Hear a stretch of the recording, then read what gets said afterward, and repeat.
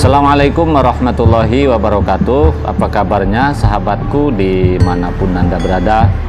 Mudah-mudahan sehat selalu tentunya, amin Allahumma amin. Baiklah, saya ingin menjawab pertanyaan dari seorang klien. Ini kalau nggak salah berasal dari Grobogan, Jawa Tengah. Yang pada intinya pertanyaannya, Pak Mariono, saya sekarang sedang menggugat cerai suami, dan yang benar itu Pak, yang harus keluar dari rumah istri atau suami. Ini nampaknya suami saya tidak mau keluar rumah Pak, ngotot karena alasannya rumah itu dia yang beli. Oke, baiklah. Pada intinya yang harus saya jawab adalah ketika ada orang menggugat cerai, siapa yang harus angkat kaki dari rumah? Suami atau istri? Oke, baiklah ya. Pertama, lihat dulu putusan hukum dalam perceraian itu. Ketika bagi harta gono gini itu, kira-kira rumah ini oleh pengadilan dimenangkan oleh siapa? Karena ketika kita menggugat cerai, apakah hanya cerai orang? Apakah berikut minta putusan hak asuh anak? Yang ketiga, sekaligus bagi harta gono gini. Bagi harta gono gini ini juga ada dua macam. Apakah semua harta harus dibagi atau hanya harta tertentu saja? Jadi ada yang dibagi, ada yang tidak. Biasanya yang tidak dibagi itu karena sangkut paut ada pihak ketiga. Misalnya rumah kita belum lunas di bank, itu kan yang memutuskan tidak bisa pengadilan agama, tetapi harus pengadilan negeri. Nah, biasanya rumah itu tidak dibagi dulu, perceraian harus cepat dilaksanakan. Oke, baiklah ya. Jadi siapa yang harus keluar dari rumah ketika perceraian? Nah, lihat dulu putusan hukum di pengadilan. Ini kalau cerai menyertakan bagi harta. Kalau rumah yang tempat kita tinggal itu bagian yang diputuskan pengadilan, misalnya rumah itu dimiliki oleh pihak suami, artinya pihak laki-laki, mau yang menggugat istri maupun laki-laki atau suami, kalau rumah itu diputuskan punya suami, ya yang harus angkat kaki ya istri ya. Nah, tetapi kalau putusan pengadilan tuh rumah itu adalah dimenangkan oleh istri, mau yang menggugat suami maupun istri, maka istri yang harus bertahan di rumah. Suami ikhlas tidak ikhlas harus keluar rumah itu. Jadi lihat putusan hukumnya, rumah yang kita tempati itu milik siapa. Yang kedua,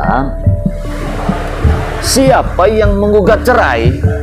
Menurut saya gitu, yang nekat cerai ya harus angkat kaki dari rumah, dengan catatan kalau pengadilan tidak memutuskan.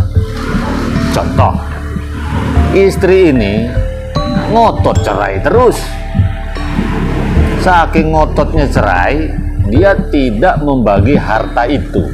Yang penting cerai aja. Anak pun tak ikut dibagi juga hak asuhannya. Pokoknya ngasih nak cerai aja. Ya. Ketika istri yang menggugat cerai diputuskan pengadilan dan dikabulkan perceraiannya, ya menurut saya etikanya siapa yang ngotot cerai? Ya istri harus angkat kaki. Kenapa? Yang dia yang mau cerai kan? Kan bukan suami. Istri harus tahu diri juga karena dia mau cerai. Memang yang jadi masalah ketika suami yang salah. Nah, ini memang nasib juga kan, banyak juga. Suami sudahlah KDRT, sudahlah selingkuh, tidak memberikan nafkah lahir batin. Ya tiba-tiba ketika istri nak gugat cerai, nak minta maaf lah, ampun sembah sujud di kaki istri. Istri sudah nekat. Apapun kesalahan suami, seperti apapun masalahnya, karena istri yang nekat gugat cerai, etikanya siapa yang nekat itu yang harus angkat kaki dari rumah. Jelas ya? Ya namanya nekat. Begitu juga sebaliknya. Kalau suami yang nekat menceraikan istri, walaupun yang membangun itu rumah suami harganya miliaran dan rumah tidak dibagi di pengadilan ya, ya silahkan yang ngotot cerai, silahkan angkat kaki dari rumah itu. Kan walaupun kita pindah dari rumah itu, ya kan harta tak bisa juga dijual oleh salah satu dia. Sebenarnya harta ini tetap harta bersama karena belum diputus pengadilan. Ini kan pertanyaannya siapa yang lebih tepat angkat kaki, artinya yang keluar rumah. Yang lebih tepat keluar rumah adalah siapa yang nekat cerai, sementara rumah tidak diputuskan pengadilan milik siapa. Jelas ya? Itu dua cara ngukurnya. Kemudian yang ketiga, lihat anak ikut siapa. Ini dengan catatan rumah tidak diputuskan pengadilan. Misalnya anak 3, anak ini ikut siapa? Kalau anak lebih memilih ikut ibunya, ya menurut saya ya bapak harus keluar dari rumah, meskipun yang ingin cerai itu istri. Kok enak kali dia Pak? Bukan gitu masalahnya ya. Persoalannya anak ini kan kewajiban suami, mulai makannya, minumnya, perlindungannya, kesehatannya, ya, menyiapkan rumahnya, segala macam. Ketika istri diusir, anak kita pun angkat kaki dari rumah kita, kan suami berdosa. Karena sebenarnya ketika kita cerai, ya tak ada kewajiban mantan istri kita menafkahi anak kita, nggak ada. Yang berkewajiban membuatkan rumah kos, menyekolahkan, nggak ada. Kewajiban tuh putus, kewajiban tuh pada kita laki-laki. Maka ketika sebenarnya kita keluar dari rumah kita sendiri, sementara anak ingin bersama ibunya, ya relakan saja. Toh rumah yang ditempati juga ya dihuni oleh anak-anak kita. Memang masalahnya ketika istri selingkuh, nah itu memang sakitnya itu di sini ya. Kadang-kadang dia bersama selingkuhannya menempati rumah kita pula. Nah itu masalah yang beda. Ini kan yang saya maksud, bagaimana lebih melindungi anak-anak kita. Memang saran saya ketika sudah cerai, saling nikah lagi ya jangan menempati rumah itu. Oke, jelas ya? Tuh, itu yang ketiga ya. Yang keempat, siapa yang membeli rumah itu? Maksudnya begini, bisa saja rumah yang dihuni ini, yang rumah yang kita itu, ini dulu sebagian hartanya itu pemberian orang tuanya, orang tua laki-laki atau orang tua perempuan. Ya, walaupun separuh itu duit kita. Misalnya katakanlah rumah tuh kalau dijual harganya 500 juta. Tapi sebagian besar uangnya itu adalah iuran keluarga dari pihak perempuan, iuran keluarga dari pihak orang tua perempuan.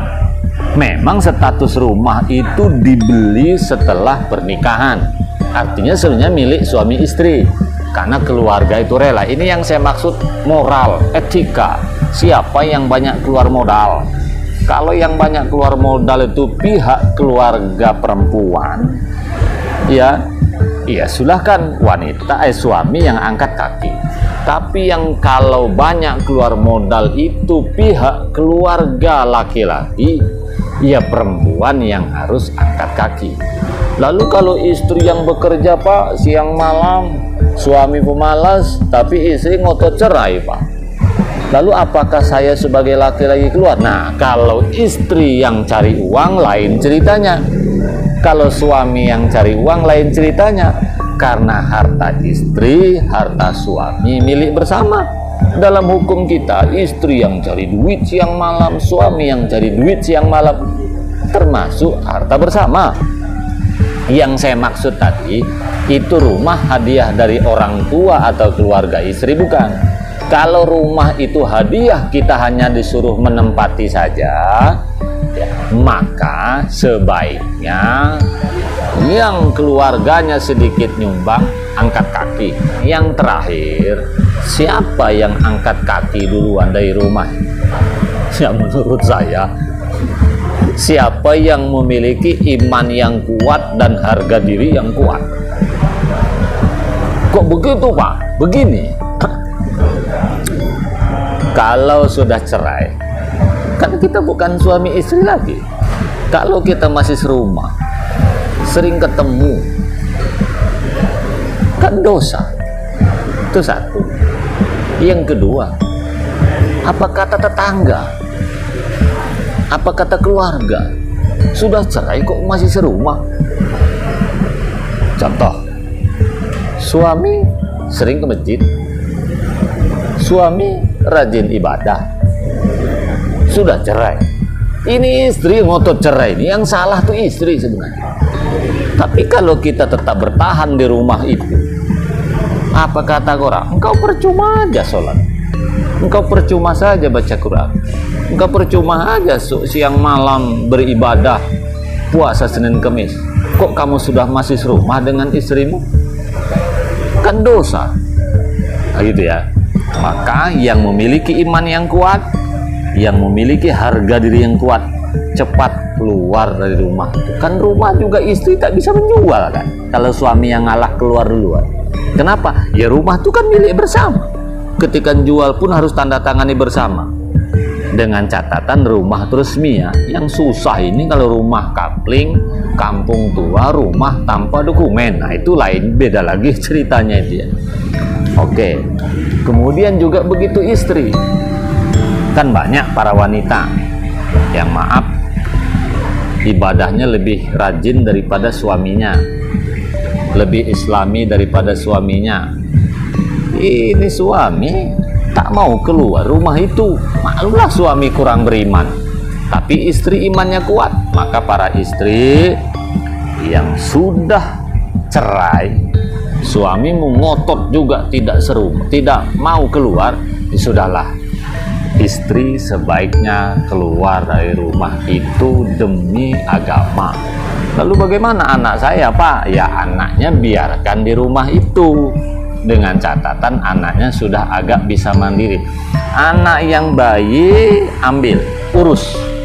Lalu bagaimana makan minum saya, Pak? Sudahlah, Allah tuh maha kuasa, Allah tuh maha segalanya. Percayalah, Allah akan membantu kita kalau kita berpisah karena agama.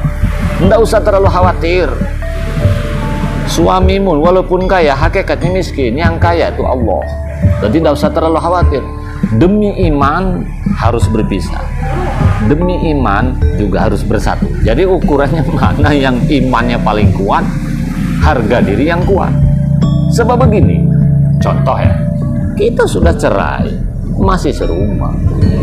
Suatu saat ada orang yang senang dengan kita, itu laki-laki lain masih mikir mau mencintai kita, mau menjadikan kita istrinya. Kenapa? Ini orang nih mau dengan saya, tapi kok tak mau meninggalkan rumah itu.